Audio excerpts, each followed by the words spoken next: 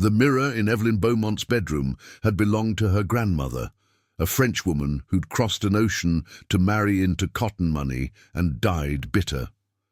Now, on the night of April 14th, 1840, Evelyn stared into that same glass and understood why.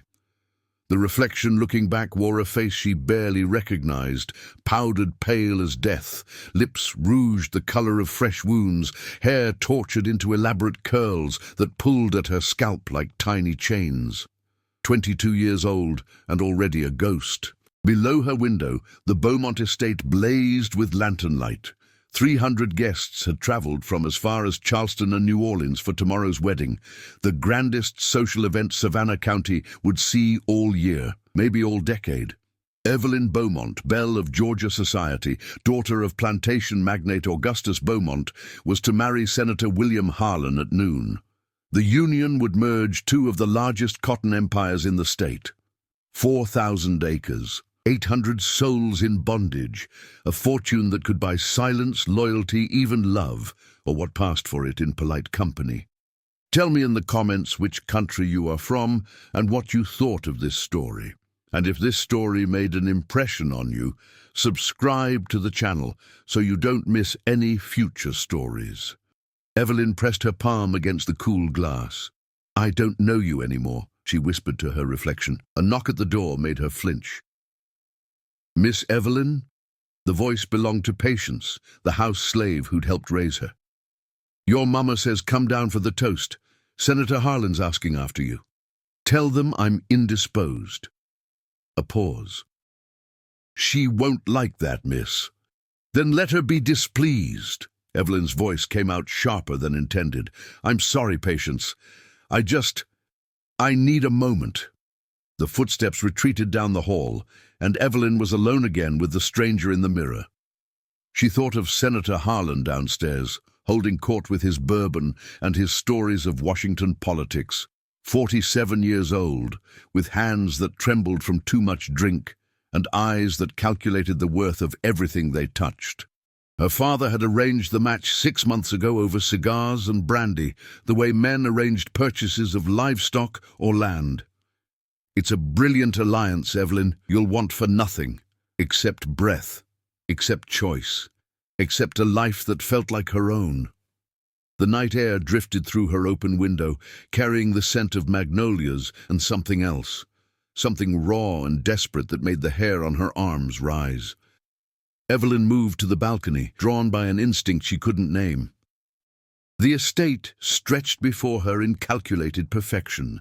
Manicured gardens, white-columned buildings, the slave quarters, hidden discreetly behind a grove of live oaks draped in Spanish moss. Beauty built on brutality. Grace purchased with suffering.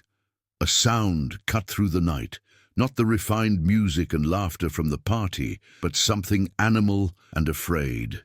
A crash in the garden. Evelyn gripped the balcony railing, heart suddenly racing. Another sound, closer now.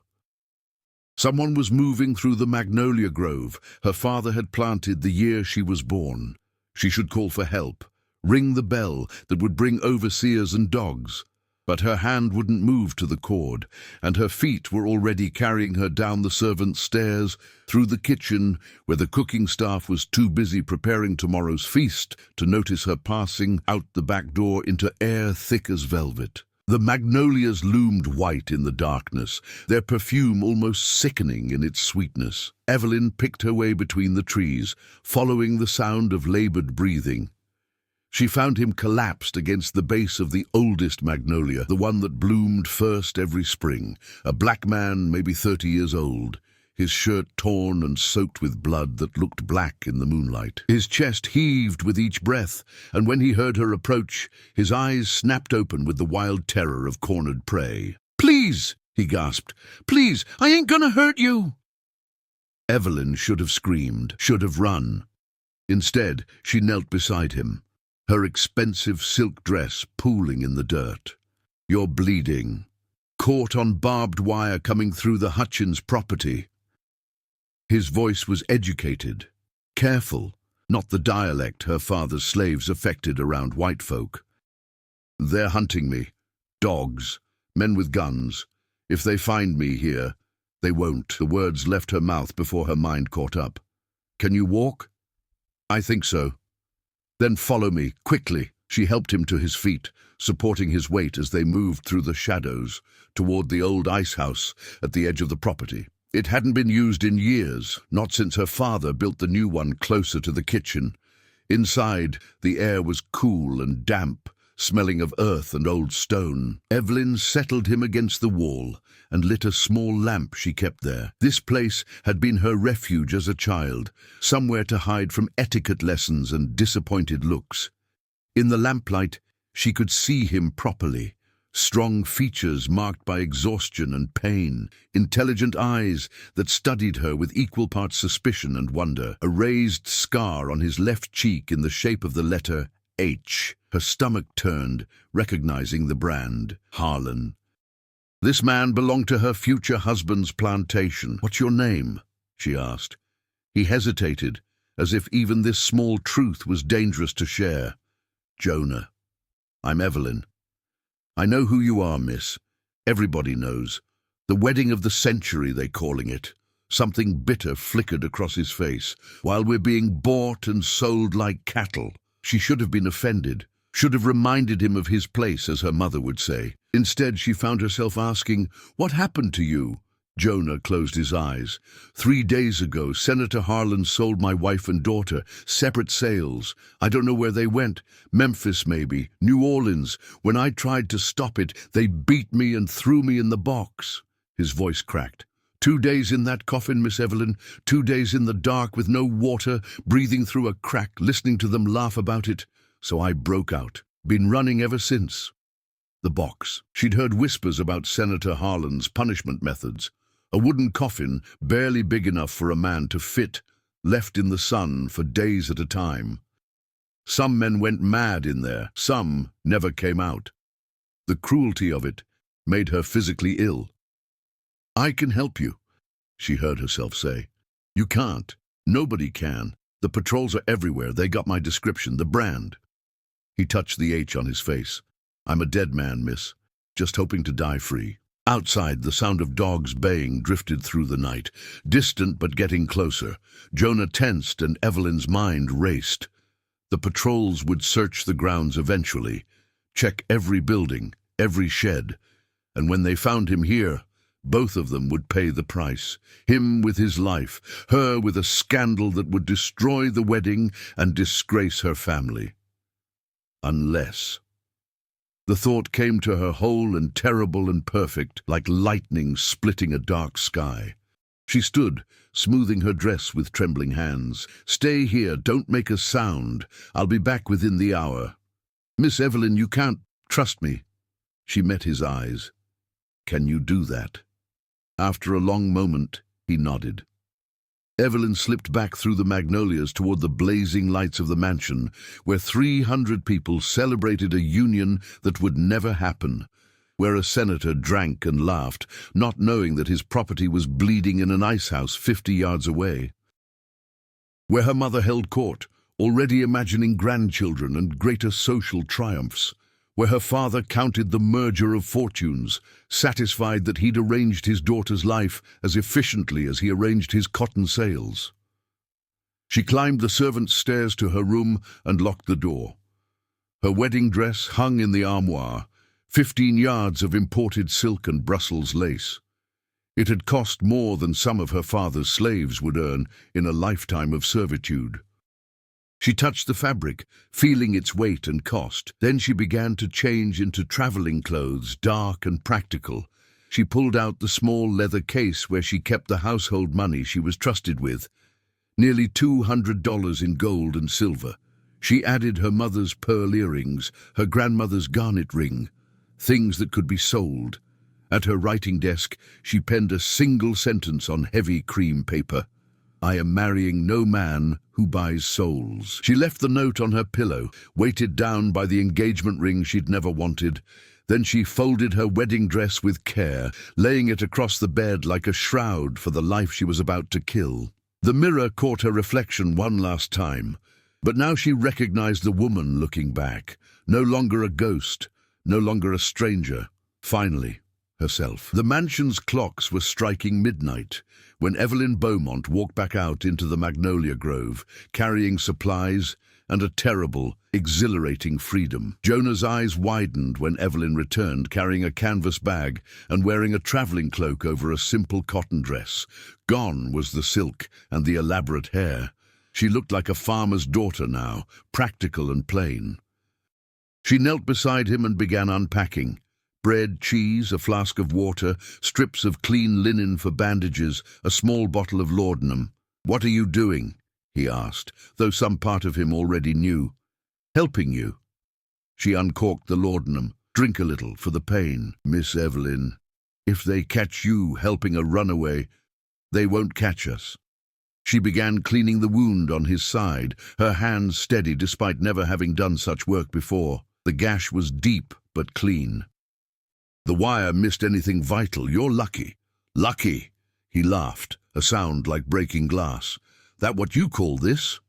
She tied off the bandage with efficient knots. "I call it a chance.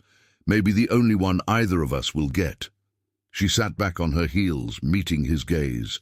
"In 6 hours, I'm supposed to marry a man who keeps human beings in coffins. A man who sold your family like furniture. I've spent my whole life being told what to do, who to be, who to marry. I'm done, Jonah. I'm done being decorative and obedient and silent, while men like my father and Senator Harlan treat people as property. So, you're just going to run away? On your wedding day?" Disbelief colored his voice. "You know what they'll do when they find you gone? They'll search, they'll be furious. They'll probably assume I've been kidnapped or lost my mind." She smiled grimly. "But they won't think I left willingly. Not at first. That buys us time." "Us?" Jonah's expression hardened. "Miss Evelyn, I appreciate what you're trying to do, but you can't come with me. You don't understand what it's like out there for runaways. The patrols, the bounty hunters, the dogs, and a white woman traveling with a black man. We'd be dead or worse before we got 10 miles. Then we'll have to be very careful." She pulled a folded map from her bag. "I've been studying this for weeks. There's a Quaker settlement near the Altamaha River, about 40 miles north. They help people reach the Underground Railroad. If we can get there—" "If," Jonah shook his head. "That's a lot of country to cross. Swamps, rivers, patrols on every road. Which is why we're not taking the roads." Evelyn traced a path on the map with her finger. "We'll follow the creeks and swampland. Harder traveling, but less chance of running into patrols. There's a ferryman named Caleb who works the Altamaha crossing. My father's used him for years. He's sympathetic to runaways, or so I've heard the slaves whisper. If we can reach him..." A dog howled much closer now. They both froze. Voices carried through the night, men calling to each other. The search was spreading toward the outer buildings. "We need to go now," Evelyn said urgently. "Can you walk?" Jonah tested his weight, grimacing. "I can manage."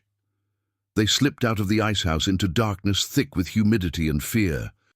Evelyn led them away from the mansion, toward the slave quarters and the fields beyond. The cotton plants stood in endless rows, their white boles ghostly in the starlight. They moved between the rows, bent low, listening for pursuit. Behind them, the dogs grew louder. Shouts echoed across the estate. Someone had discovered Jonah's hiding place, or perhaps they'd simply expanded the search. Either way, time had run out. They reached the tree line and plunged into the woods. Here, beneath the canopy of live oaks and cypress, the darkness became absolute. Evelyn had grabbed a lantern, but lighting it would give away their position. Instead, they felt their way forward, hands outstretched, feet testing each step. Jonah's breathing grew labored, his wound clearly paining him despite the laudanum. "There's a creek ahead," Evelyn whispered. "If we follow it north, it'll take us away from the main search area." "How do you know this land so well?" "I used to ride out here as a girl, before they decided young ladies shouldn't roam unsupervised." She helped him over a fallen log. "I always loved these woods. They felt like freedom, even when I didn't know what that word really meant. They found the creek by sound, a gentle burbling in the darkness. The water ran cool and clear over smooth stones. They waded in, the current tugging at their legs. Walking in water would mask their scent from the dogs, buy them precious time, but it also made the going treacherous, especially for Jonah in his weakened state. An hour passed, then 2. The sounds of pursuit faded behind them, replaced by the night chorus of frogs and insects. Evelyn's feet went numb in the cold water. Her skirts grew heavy and caught on submerged branches, but she didn't stop, didn't slow. Beside her, Jonah moved with grim determination, one foot after another, refusing to quit despite the pain she could see etched in his face. Dawn was breaking when they finally climbed out of the creek onto a muddy bank. The forest around them had changed, less cultivated, more wild. Thick undergrowth and hanging moss created a green twilight even in daylight. Somewhere in the distance, a bird called with a sound like breaking metal. "We need to rest," Evelyn said. "Find somewhere hidden." Jonah nodded, too exhausted to argue. They pushed deeper into the undergrowth, until they found a hollow beneath the roots of a massive cypress. The space was barely big enough for both of them, damp and smelling of rot, but it was concealed. They crawled inside and collapsed. For a long time, neither spoke. Evelyn's body ached in places she didn't know could hurt. Her hands were scratched and bleeding from brambles. Her expensive shoes were ruined beyond repair. But beneath the exhaustion, she felt something unfamiliar and intoxicating. Choice. For the first time in her life, she'd chosen her own path. Whatever happened next, this moment was hers. "Why?" Jonah's voice broke the silence. "Why are you really doing this?" Evelyn considered the question. How to explain a lifetime of constraint, of being a decorative object, of watching cruelty and calling it civilization? "When I was 7, she finally said, my father bought a young woman named Rachel. She was maybe 16, beautiful, intelligent. My mother hated her on sight, though she'd never say why. After a year, Rachel had a baby, light-skinned, with my father's eyes." She paused. "My mother had Rachel sold south within a week, separated her from her child.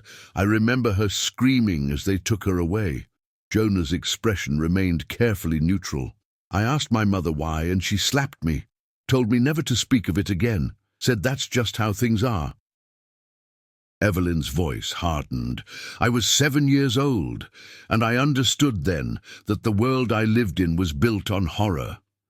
But I didn't know what to do about it. I was just a child, then a young woman, then a bride-to-be, always powerless, always decorative, until last night when I saw you bleeding in the magnolias and realized I could choose differently. You're risking everything. I'm risking a life that was never mine." She turned to face him in the dim light. "Senator Harlan would have owned me just as surely as he owned you. Different chains, prettier cage, but still captive. At least this way, I'm free." "You don't know what you're talking about." Jonah's voice was harsh. "You're white, rich. Even if they catch you, the worst that happens is you get dragged home and married off anyway. Me, they'll hang me from the nearest tree, and they'll make sure I die slow. Then we don't get caught." He laughed bitterly. "Simple as that?" "No. Nothing about this is simple." Evelyn pulled the map from her bag, studying it in the weak light filtering through the roots. "But we have advantages. They'll be searching south towards Savannah and the coast. That's where most runaways go, trying to reach ships. We're going north, inland. They won't expect that. Because it's insane. 40 miles through swamp and forest, with patrols on every road and bounty hunters looking for reward money." He shook his head. "You should go back. Tell them I forced you, held you hostage. They'll believe you. You could still—" "No." The word came out fierce. "I'm not going back. I'm not marrying William Harlan. I'm not spending my life pretending that slavery is civilized and cruelty is culture. I'm done with that world, Jonah. Whatever happens next, at least it'll be real." They stared at each other in the root-hollow darkness. Outside, birds sang and morning light grew stronger. Somewhere, slave catchers were spreading out across Georgia, searching for a runaway with an H branded on his face. Somewhere, Senator William Harlan was waking to discover his bride had vanished.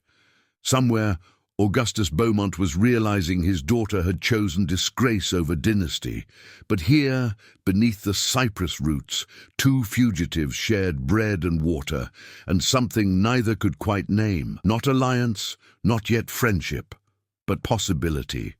The dangerous, terrifying possibility of choice. "Get some rest," Evelyn said finally. "We'll move again after dark." Jonah nodded slowly. "Miss Evelyn?" "Just Evelyn, please." Evelyn. He tested the name without its honorific. "If we're going to do this, you need to understand something. The people hunting us, they won't see two humans running for freedom. They'll see property that needs returning and a white woman who's lost her mind. They'll kill me and rescue you, and they'll feel righteous doing it. I know. Do you?" His eyes were hard. "Do you really know what it means to be hunted like an animal? To know that your life has no value except what someone will pay for your body?" "No," she admitted. "I don't. I've lived my whole life wrapped in privilege I didn't earn and didn't question nearly enough. But I'm learning, and I'm here. Whatever comes, I'm here." Jonah studied her for a long moment. Then slowly he nodded. "Then we better make sure we survive, for both our sakes." They settled into exhausted silence. Outside their hiding place, Georgia woke to scandal. The bride was gone. The wedding was ruined. And somewhere in the wilderness, two people who should never have met were betting everything on a chance at freedom neither had known before. Senator William Harlan stood in Evelyn's bedroom, holding her wedding dress like it was evidence at a trial. His face had gone purple with rage, the veins in his forehead standing out like rope under skin. "She's been taken," he declared for the third time. "Kidnapped by that nigger slave of mine. This note is clearly coerced." Augustus Beaumont paced before the window, equally furious but more calculating. "Perhaps, or perhaps, there is no or perhaps." Harlan threw the dress on the bed. "My property escaped 3 nights ago. Now your daughter is missing. The connection is obvious. He took her as a hostage, probably planning to ransom her, or..." He couldn't finish the thought, or wouldn't, but the implication hung in the air like poison. "Then why leave the note?" Augustus gestured to the paper on the pillow. "I am marrying no man who buys souls." That's Evelyn's handwriting. Evelyn's phrasing. She's always been too educated for her own good, reading abolition newspapers when she thought I wasn't watching. Impossible. No daughter of yours would willingly run off with a slave. But Augustus's expression suggested he wasn't so sure. He'd raised Evelyn, watched her grow from a curious child into a young woman who asked uncomfortable questions and harbored dangerous sympathies. He'd dismissed it as youthful idealism that would fade with marriage and motherhood. Perhaps he'd miscalculated. Harlan turned to the 2 men standing by the door, Thomas Pike and Jacob Renfrew, professional slave catchers from South Carolina. Pike was tall and lean, with dead eyes and hands that moved to his pistol every time someone spoke too quickly. Renfrew was shorter, broader, with scars crossing his face from a decade of violent work. They'd tracked runaways from Virginia to Texas, and they never failed to bring back their quarry, alive or dead, though alive paid better. $50 for the slave," Harlan said, "and another 100 if you bring my bride back unharmed." Pike smiled, showing brown teeth. "And if the girl's been compromised, then you bring her back anyway, and we'll deal with that situation privately." Harlan's voice was ice. "But the slave dies regardless. I want him made an example." "You'll have him." Renfrew was already checking his rifle. "We picked up their trail at first light. They're heading north, following Cypress Creek into the wetlands. Stupid move. That country's all mire and gator. They'll slow down, get lost. We'll have them by nightfall." "Just be sure you do." Augustus moved to join them. "I'm coming with you." "Father, no." Margaret Beaumont appeared in the doorway, her face pale. "Let these men do their work. You'll only..." My daughter is out there with a fugitive slave." Augustus's voice cut like a blade. "I'll be damned if I wait at home while strangers hunt her down." Within the hour, a party of 12 men rode out from the Beaumont estate. Pike and Renfrew led, followed by Augustus and several overseers. They brought dogs, rifles, and rope. Behind them, the abandoned wedding guests whispered and speculated. The scandal would spread across Georgia within days, carried by servants and travelers, growing more lurid with each retelling. But the hunters didn't care about scandal. They cared about the track. The dogs picked up the scent at the old ice house, then followed it to the slave quarters and into the cotton fields. The trail went cold at the tree line, but Pike knew his business.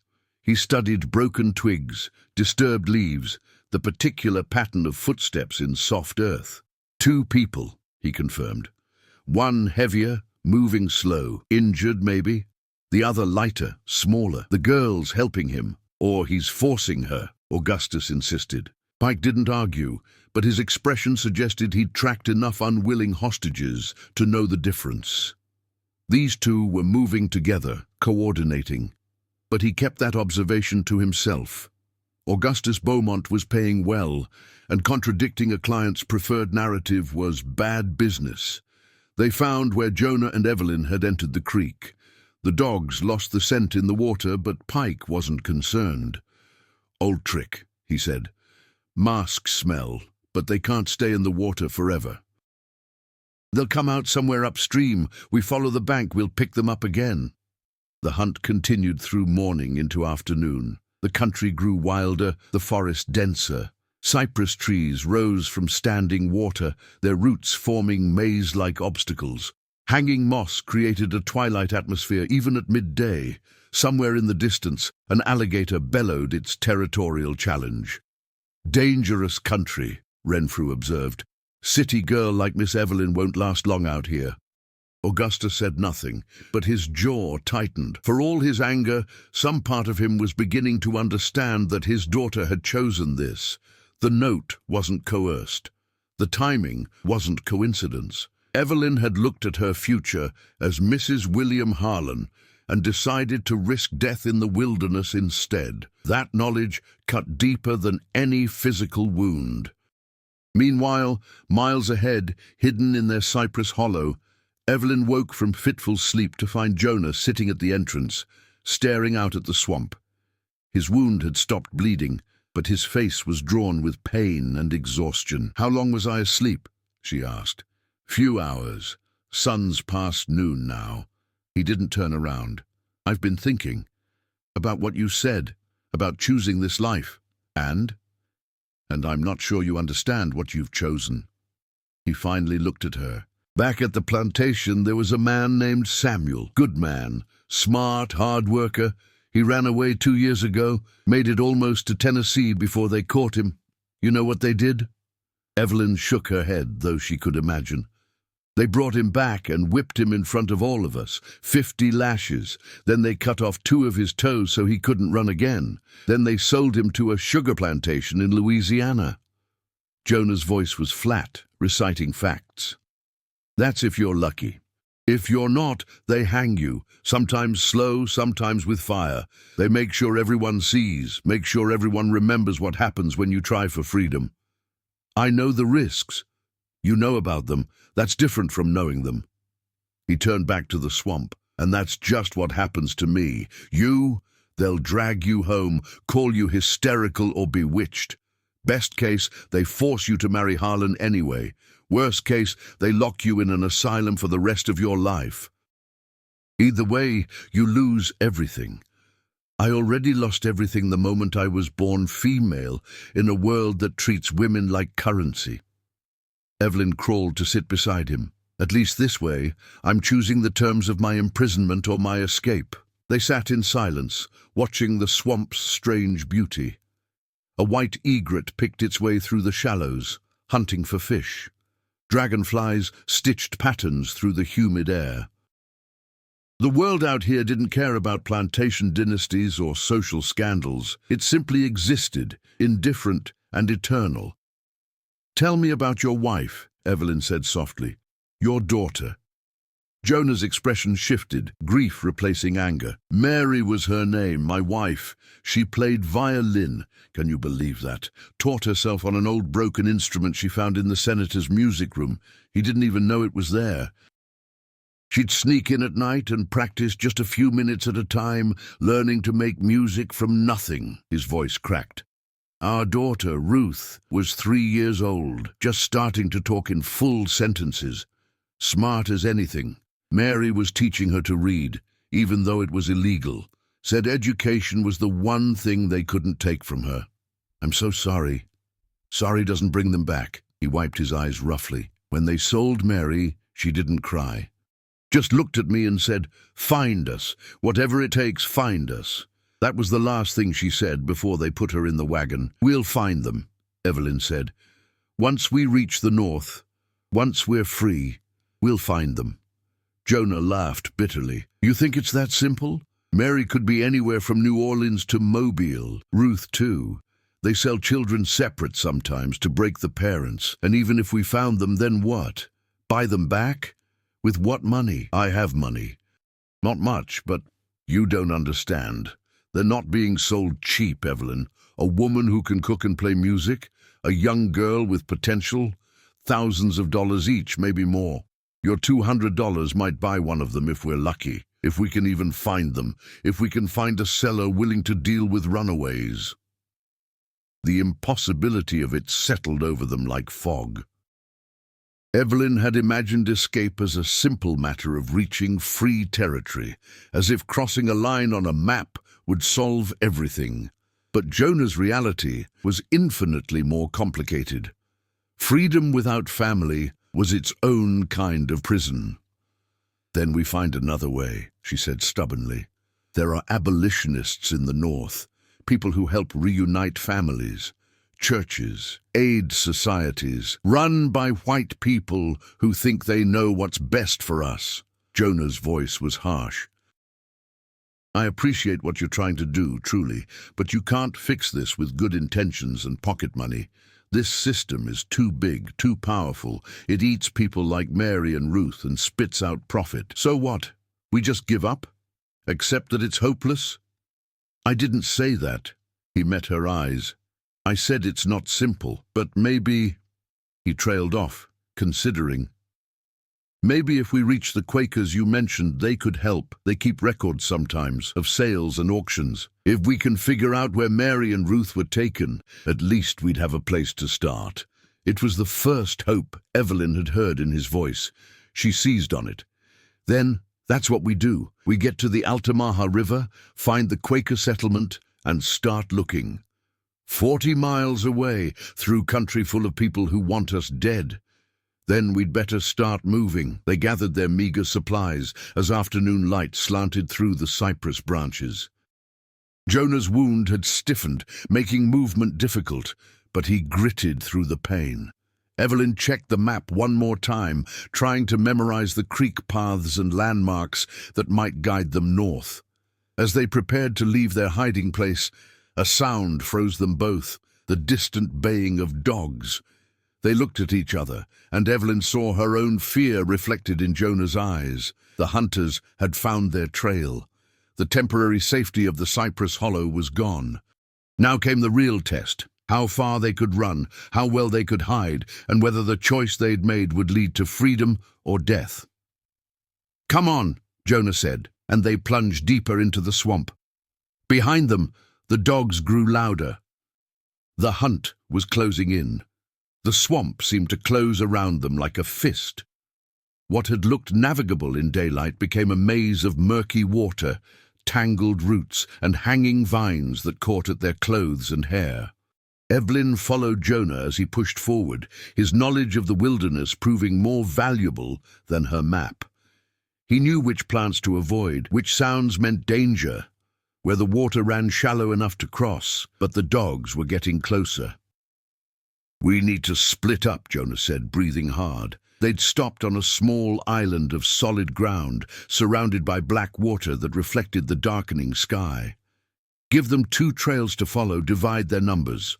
"No." Evelyn's voice was firm. "We stay together.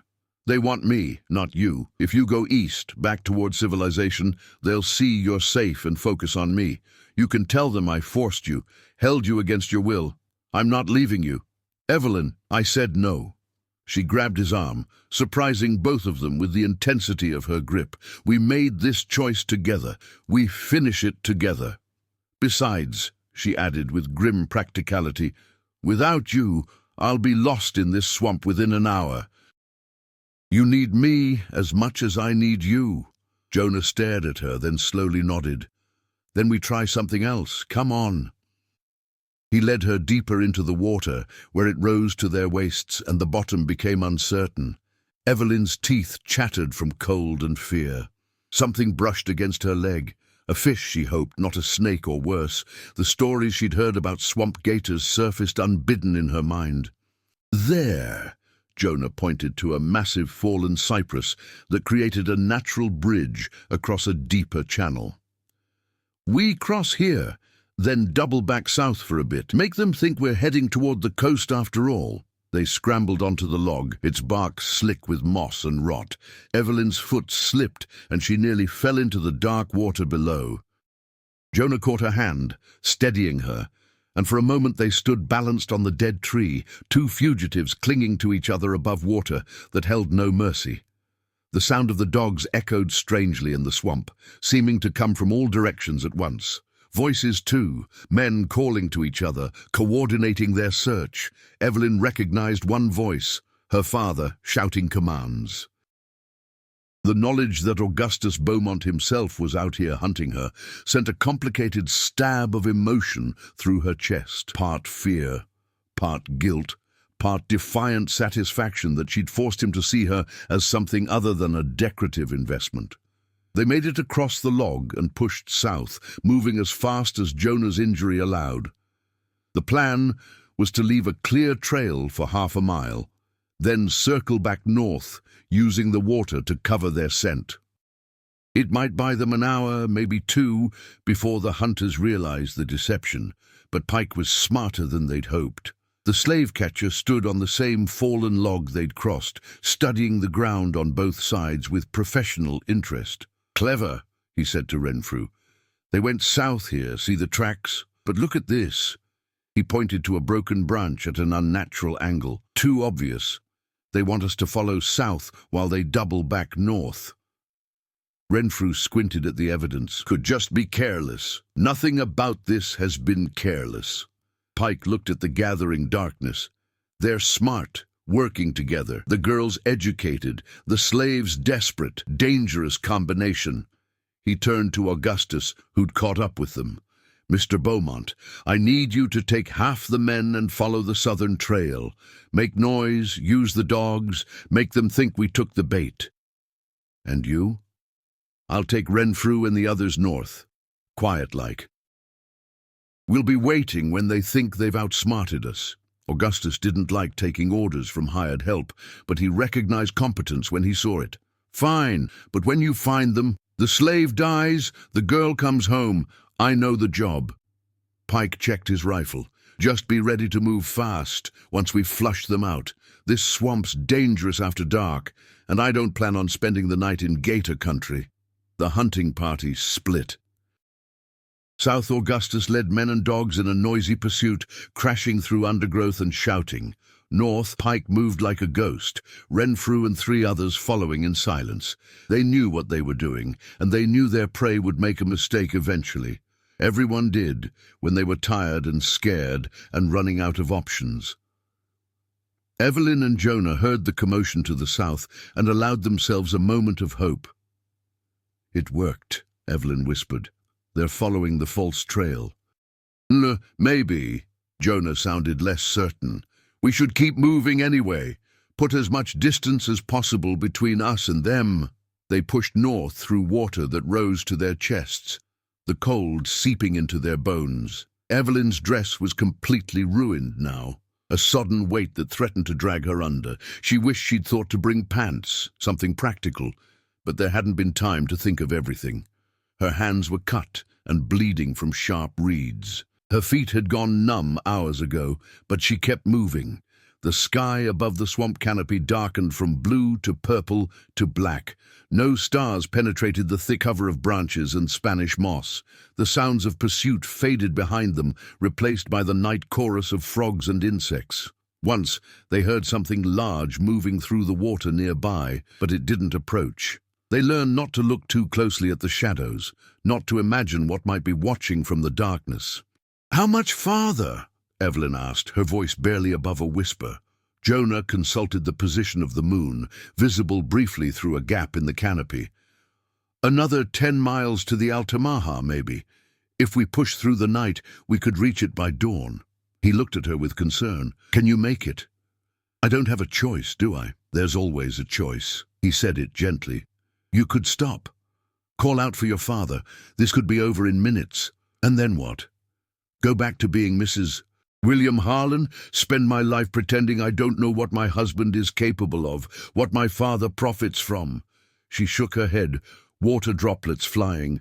"I'd rather drown in this swamp." "Don't say that!" Jonah's voice was sharp. "Drowning's not romantic or noble. It's terror and pain, and your lungs burning while you fight for one more second of air that won't come. I've seen it. Don't wish for it." "I'm sorry.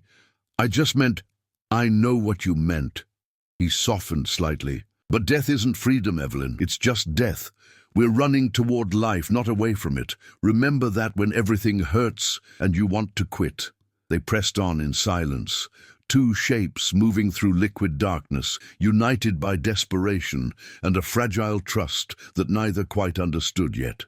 Behind them, Pike and his men moved parallel, patient and professional. The slave catcher wasn't rushing. He'd hunted enough runaways to know they'd run themselves to exhaustion eventually, make a critical error, give him the opening he needed. All he had to do was wait. The moon was high when Evelyn's strength finally gave out. She'd been pushing through pure willpower for hours, but her body had limits. She stumbled, went down in waist-deep water, came up gasping and shaking. Jonah caught her before she could go under again. "I can't," she sobbed. "I can't do this anymore." "Yes, you can. Just a little farther." "No, I—" Her words cut off as Jonah clamped a hand over her mouth. She started to struggle until she saw his expression. Terror. He was staring at something over her shoulder, his body gone absolutely still. Slowly, Evelyn turned her head. 10 feet away, red eyes reflected the moonlight. An alligator, easily 12 feet long, watched them with ancient, patient hunger. It had been tracking them, following the splashing and the scent of blood from Jonah's wound. Now it waited, calculating whether these two exhausted humans were worth the effort of an attack. "Don't move," Jonah breathed. "Don't even breathe." They stood frozen in the water, aware that any sudden movement could trigger the reptile's predatory instincts. Evelyn's heart hammered so hard she thought it might burst. The alligator's eyes didn't blink. Its jaws could snap her in half like kindling. Time stretched. Seconds felt like hours. The gator's tail moved lazily, creating small ripples that spread across the water's surface. It was deciding, weighing risk versus reward. Then, with terrifying speed, it lunged. Jonah shoved Evelyn aside and threw himself backward. The jaws snapped shut on empty water where he'd been standing a moment before. The gator's momentum carried it past them, and in that instant, they ran, crashing through the swamp with no thought for stealth or direction, just pure animal flight from a predator that had marked them as prey. The alligator pursued, its body undulating through the water with horrifying grace. Behind them, the surface churned and frothed. Evelyn's legs pumped mechanically, driven by terror beyond thought. Jonah grabbed her hand, pulling her toward a cluster of cypress trees with roots they could climb. They reached the trees and scrambled up the massive root system just as the gator lunged again. Its jaws snapped shut inches from Evelyn's foot. She screamed, couldn't help it, the sound tearing from her throat in primal fear. The alligator circled below them, patient and implacable. It knew they couldn't stay in the trees forever. Eventually, they'd have to come down. But the scream had done more than alert the gator. In the distance, men's voices rose in excitement. The hunters had heard. They were coming. Evelyn and Jonah looked at each other, both understanding the terrible choice they now faced. Stay in the tree and wait for the hunters, or risk the alligator and run. "The tree," Evelyn said. "We'll fight them if we have to, but at least humans might show mercy. That thing won't." Jonah nodded grimly. They climbed higher into the cypress roots, wedging themselves into a space too narrow for the gator to reach. Below, the reptile waited with timeless patience. And from the darkness, torches appeared. Voices grew louder. The hunters had found them at last. Pike emerged from the darkness first, his torch illuminating the bizarre scene. 2 fugitives clinging to cypress roots, while a 12-foot alligator circled below. A laugh escaped him, genuine amusement at the cosmic irony. "Well now," he called up to them, "looks like you folks got yourselves in a predicament." Renfrew and the others appeared, rifles ready. Behind them, Augustus Beaumont pushed through the undergrowth, his expensive boots ruined by swamp muck. His face twisted with emotions Evelyn couldn't read even from 30 feet away. "Evelyn," her father's voice cracked, "come down from there, now." "Father, I said now." The command in his voice was absolute, the same tone he used with slaves who displeased him. It made something in Evelyn's chest turn to ice. "Shoot the gator," Pike said casually to Renfrew. "Let's not waste time on reptiles." The rifle shot cracked through the swamp like thunder. The alligator jerked, bellowed, and thrashed in the water. A second shot finished it, the massive body going still except for residual twitches. Blood spread across the black water in oily patterns. "There," Pike said. "Now come on down, both of you, nice and slow." Jonah's hand found Evelyn's. They looked at each other, both knowing this was the end. 3 days of running, reduced to this moment in a Georgia swamp with torches and rifles, and the dead gator floating as a warning of what happened to prey. "I'm sorry," Evelyn whispered. "I thought we could make it. We tried." "That's more than most get." Jonah's voice was calm, resigned. "But listen to me now. When they separate us, tell them I forced you. Tell them I threatened you, held you hostage. Make them believe it was all me. No, yes. It's the only way you survive this. They'll punish me regardless, but you might still have a life if you play the victim.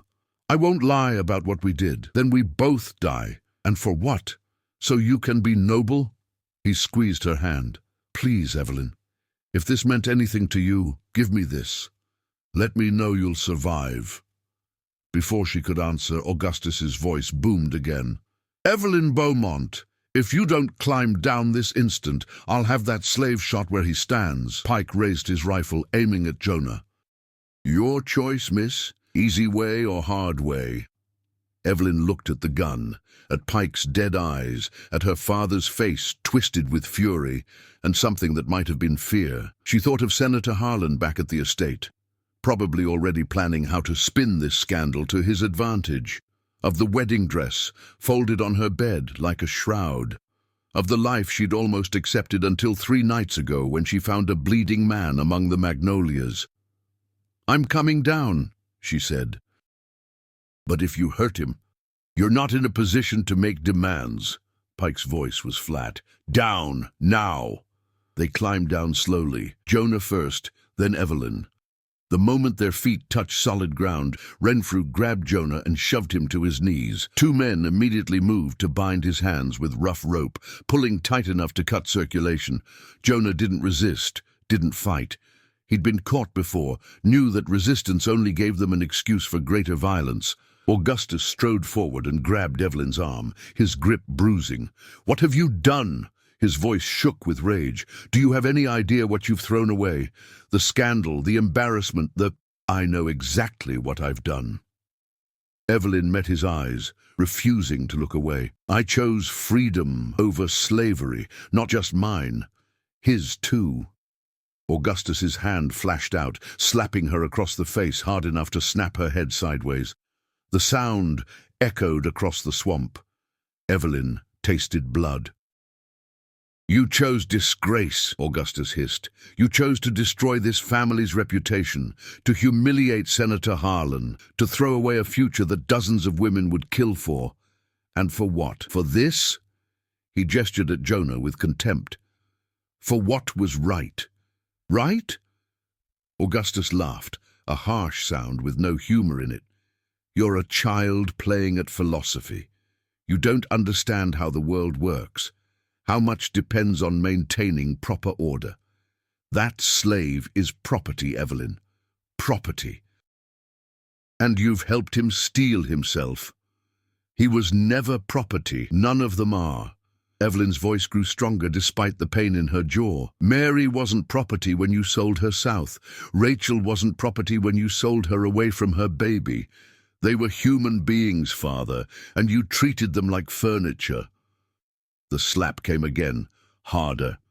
Evelyn staggered but didn't fall. When she looked up, there were tears running down Augustus's face. Not remorse, she realized. Fury.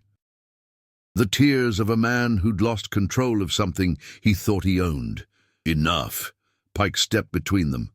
We've got what we came for. Let's get back to civilization before more gators show up.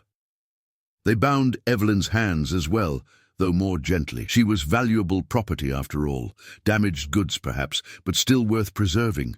Jonah they treated with casual brutality, kicking him when he moved too slowly, jerking the ropes hard enough to draw blood.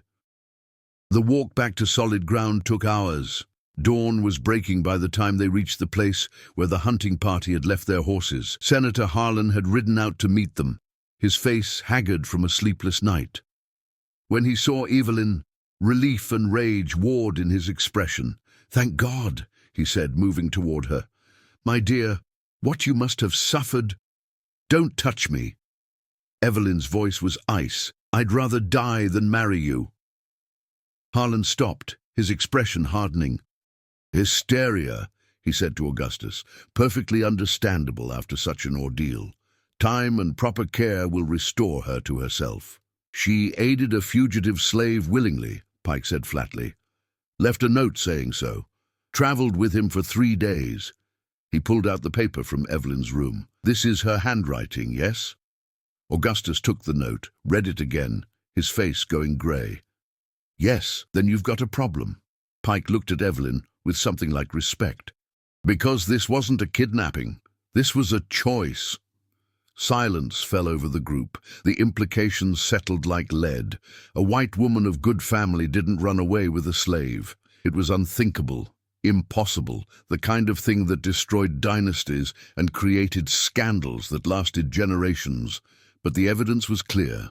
The note, the wedding dress, the supplies she'd brought. Evelyn Beaumont had chosen disgrace over duty. "It doesn't matter," Senator Harlan said finally. "We'll tell people she was coerced, forced. The slave held her hostage, threatened her. No one will question it." "I'll question it," Evelyn's voice rang clear. "I'll tell everyone who'll listen what really happened. I'll tell them about the 2 days Jonah spent in your punishment box, about you selling his wife and daughter, about every cruelty you've inflicted on people you claim to own." "You'll be silent." Harlan's voice dropped to a deadly whisper. "Or I'll see you committed to an asylum for the insane. Is that what you want? To spend your life in a cell, force-fed laudanum until you can't remember your own name? Better that than being your wife." Harlan's composure cracked. He strode forward and backhanded her across the face, the force of it dropping her to her knees.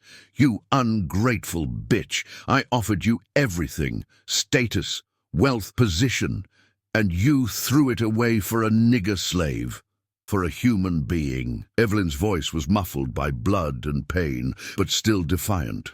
"Which is more than I can say for you." Harlan drew back his foot to kick her, but Augustus caught his arm. "Enough. She's still my daughter." Something in his voice suggested he was trying to convince himself as much as the senator. "We'll take her home, decide what to do from there." "And him?" Pike gestured to Jonah, who'd been forced to watch the whole scene in silence. "Do whatever you want." Harlan's voice was cold. "Just make sure he dies slowly." "No!" Evelyn struggled to her feet despite bound hands. "You touch him, and I'll scream this whole story from the rooftops. I'll write letters to every newspaper in Georgia. I'll make sure everyone knows what kind of man you are, William Harlan." Empty threats from a hysteric. "Are they?" She smiled through bloody teeth. "Try me." The standoff stretched. Augustus and Harlan exchanged looks, calculation behind their eyes. They needed Evelyn compliant, preferably married and silent, but she'd just proven she'd rather burn her life down than cooperate. And a scandal like this, loudly proclaimed by the victim herself, could destroy both their fortunes. "We'll discuss this at the estate," Augustus said finally. He nodded to Pike. "Bring them both. Keep them separated. And for God's sake, keep this quiet. The fewer people who know details, the better." They were loaded onto horses, Evelyn on one, Jonah on another, both still bound. The hunting party began the long ride back to the Beaumont estate. As they traveled, Evelyn twisted in her saddle to look at Jonah. He met her eyes, and something passed between them. Not words, not even quite hope, but recognition. They'd tried, they'd chosen. And whatever came next, at least they'd had 3 days of freedom, even if it cost them everything. The estate appeared on the horizon, white columns gleaming in the morning sun. The abandoned wedding decorations still hung from the trees, grotesque in their cheerful colors. 300 guests had departed, carrying the scandal with them across Georgia like a plague. As they rode through the gates, Evelyn noticed something odd. Slaves stood in the yard, watching in silence. Their faces were carefully neutral, but their eyes tracked Jonah with an expression she couldn't quite read. Not fear, not even pity. Pride, because word had already spread through the slave community. One of their own had made it 3 days and 40 miles before being caught, had traveled with a white woman who'd chosen him over plantation royalty. It was a story that would be whispered for generations, passed down from parent to child, a reminder that resistance was possible. Jonah had lost, but in losing, he'd become something more than a runaway slave. He'd become a legend. They were separated immediately. Jonah was dragged to the old barn, where they kept the worst punishments away from delicate sensibilities. Evelyn was taken to her room, locked in, a guard posted outside. Through the window, she could see the barn, could imagine what was happening inside. She pressed her forehead against the glass and whispered a prayer to a God she wasn't sure she believed in anymore. Not for herself, for Jonah, for Mary and Ruth. For everyone trapped in this terrible system that called itself civilized. Outside, the sun climbed higher. Inside the barn, a whip cracked, and in her locked room, Evelyn Beaumont began planning her next escape. For 3 days, Evelyn was kept locked in her room. Meals came through the door, delivered by servants who wouldn't meet her eyes. Her mother visited once, standing just inside the doorway like she might catch something contagious. "You've destroyed us," Margaret said flatly. "Do you understand that? Every family in Georgia is talking about the Beaumont girl who ran off with a slave. We're ruined." "Good." Evelyn's voice was hoarse from crying. "Maybe now you'll understand what it feels like to be treated as property." Margaret's slap was precise, almost clinical. "You will marry Senator Harlan. Next week, quietly, with no guests. You will be the perfect, grateful wife. And you will never speak of this incident again. Or what? Or you'll be committed. William has already secured a place for you at Meadowbrook Asylum in South Carolina. They specialize in treating difficult women." Margaret's smile was cold. "You can choose to cooperate and salvage what remains of our family's reputation. Or you can spend the rest of your life in a padded room, sedated and silent. Your choice." After her mother left, Evelyn sat on her bed and finally let herself break. Great, racking sobs that shook her whole body. She'd tried. She'd risked everything. And it hadn't been enough. Jonah was probably dead or wishing he was. Mary and Ruth were still lost somewhere in the machinery of slavery, and she was right back where she'd started, a bird in a gilded cage. But then, on the 4th morning, something changed. Patience, the house slave who'd helped raise her, brought breakfast. She set the tray down, and as she turned to leave, something fell from her apron, a piece of paper, folded small. She caught Evelyn's eye, gave the slightest nod, and left. Evelyn waited until the door locked before unfolding the paper. The handwriting was crude, but legible. He alive. In the barn. They whipped him bad, but he's still breathing. Pike and Renfrew leaving tomorrow to track more runaways up north. Guards will be lighter. Midnight.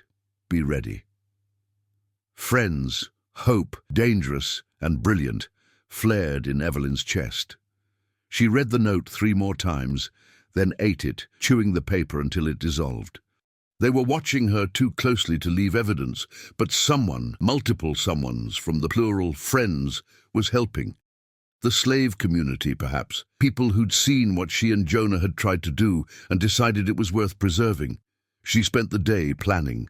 The window was too high and too watched, but there was an old dumbwaiter that connected her room to the kitchen, used to send meals up when she was a child and recovering from illness. It had been sealed years ago, but the wood was old. With enough force she might break through. At 11:30 that night, Evelyn waited in darkness. She'd dressed in the plainest clothes she owned, dark colors that might help her blend into shadows. Her mother's jewelry was hidden in her pockets, not much, but enough to sell if needed. She'd written no note this time. Let them wonder. Midnight came. The guard outside her door began to snore. Drugged, she realized. Someone had slipped something into his evening drink. She moved to the dumbwaiter and pulled at the boards, sealing it shut. Old nails squeaked but held. She pulled harder, splinters digging into her palms. One board came free, then another. The opening was barely wide enough for her body, but she squeezed through, lowering herself into the shaft. The descent was terrifying. The shaft was narrow and pitch black, the ropes rough against her hands. She lowered herself hand over hand, arms burning, until her feet touched the bottom. The kitchen was dark and empty. She slipped out and made her way to the back door. It was unlocked. Outside, 3 figures waited in the shadows.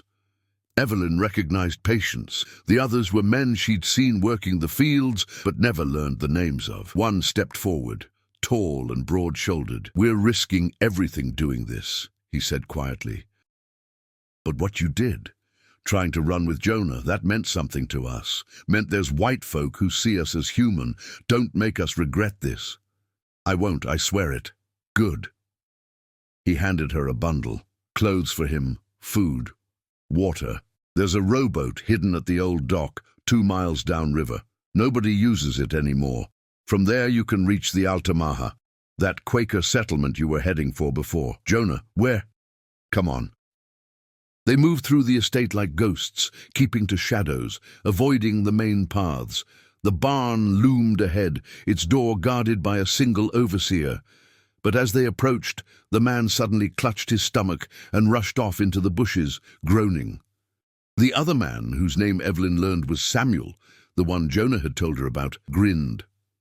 "Bad stew for dinner," he explained. "Cook's revenge." Inside the barn, the smell hit her first. Blood, sweat, infection. Jonah hung from ropes tied to ceiling beams, his back a mass of wounds, but his eyes were open, alert despite the pain. "Evelyn?" His voice was a croak. "You shouldn't be here. Neither should you." She and Samuel cut him down, catching him as he fell. The wounds on his back were horrific, crossing and recrossing in patterns of calculated cruelty. But he was alive. Impossibly, he was alive. They dressed him in the clean clothes, giving him water and bread. He could barely stand, leaning heavily on Samuel. "Why?" he asked the other man. "You don't even know me." "Don't need to know you." Samuel's voice was firm.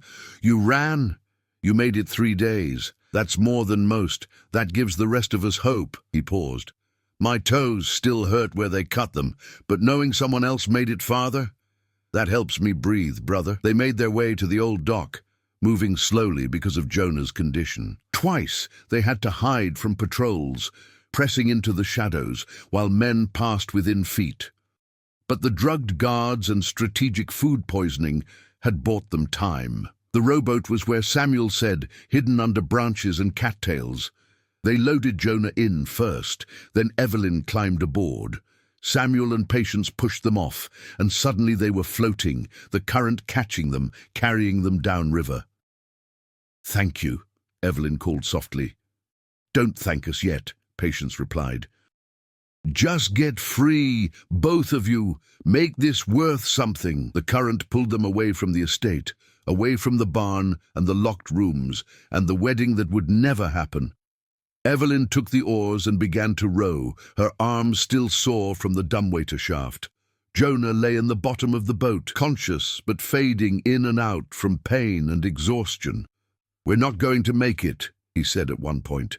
"Even if we reach the Quakers, I'm infected. These wounds.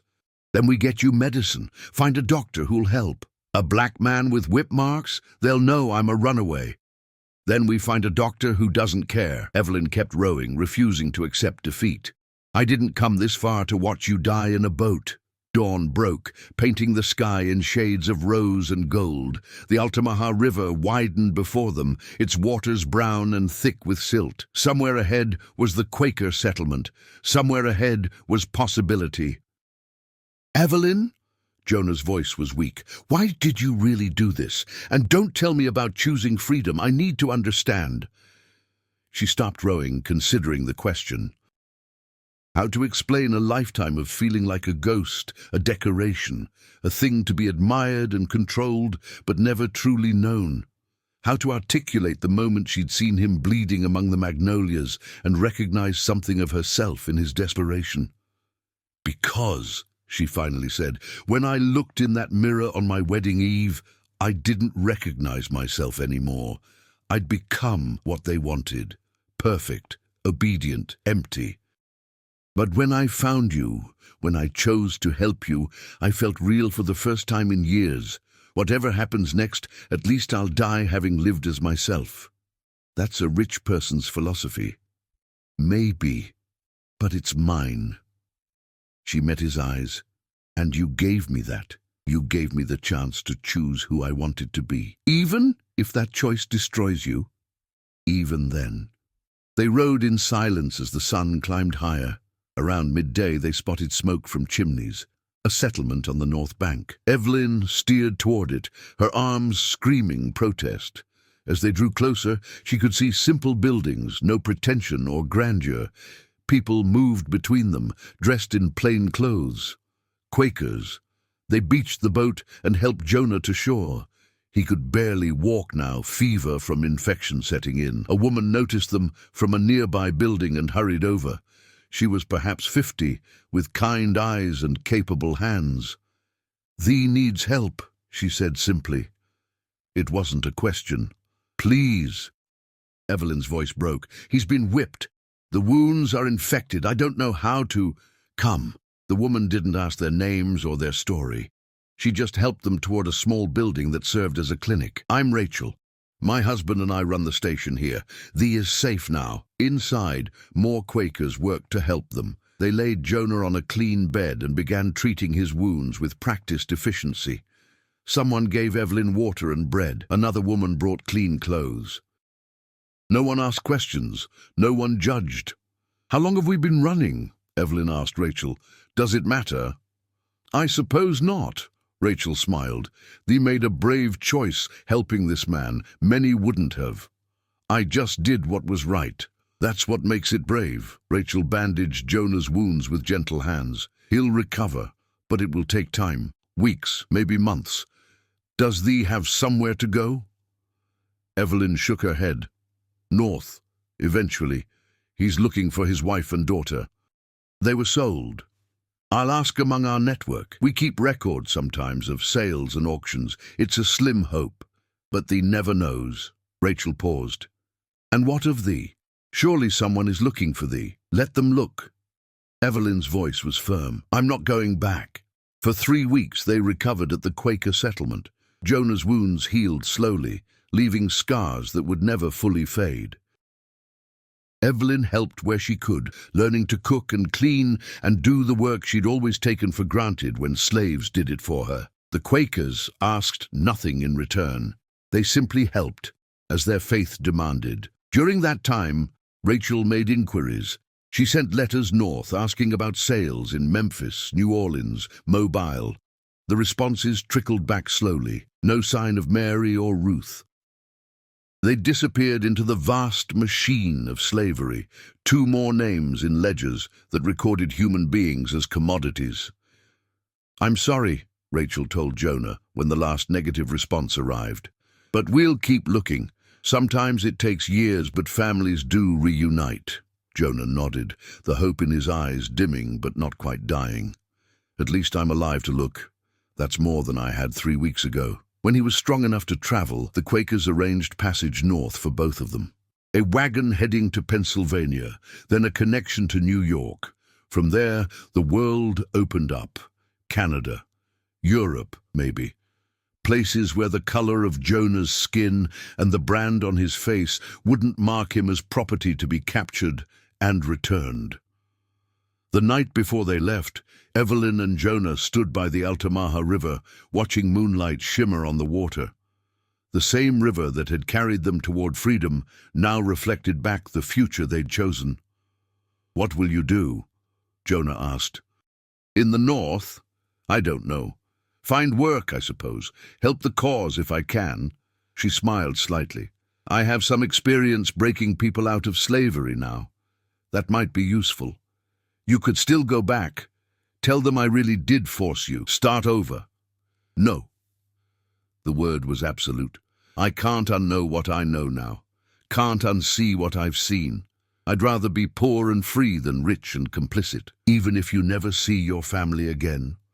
They stopped being my family the moment they chose money over humanity." But her voice caught slightly. Despite everything, some part of her mourned the life she'd lost. The father who'd slapped her, the mother who'd threatened her with asylums. "Maybe that makes me a terrible person."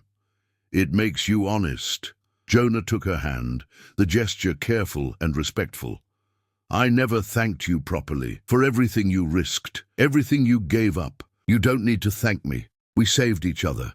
They stood in silence, 2 fugitives on the edge of a new life. Behind them, Georgia and all its cruelties. Ahead, uncertainty and danger and possibility. The river moved past, eternal and indifferent, carrying their reflections toward an unknown shore. Years later, freedmen who settled near what they called Harrow Crossing would tell stories.